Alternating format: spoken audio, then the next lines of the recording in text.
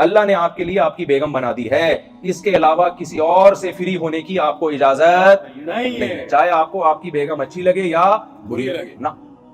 कुरान में अल्लाह ने आसमान से नाजिल कर दिया ताकि लोग ये ना समझे मौलवियों की बनाई हुई बातें हैं। कुछ बातें अल्लाह की होती हैं, कुछ अपनी भी चल रही होती है मार्केट में आजकल।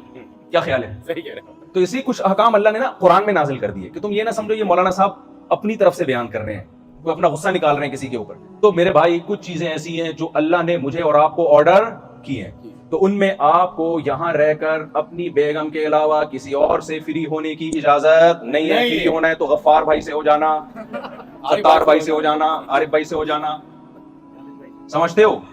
आपको इजाजत नहीं है। क्यों? मैं नहीं कह रहा, ये अल्लाह ने कुरान में नाजिल किया। इल्ला अला अज़वाजिहिम, जो ईमान वाले लोग हैं, जो अल्लाह पर ईमान रखते हैं, उनके लिए अल्लाह ने सिर्फ उनकी बीवी को पैदा किया है। उसके अलावा उनके पास इधर उधर जाने का कोई ऑप्शन, कोई राइट नहीं है। बुरी नीयत से देखने तक की इजाजत नहीं।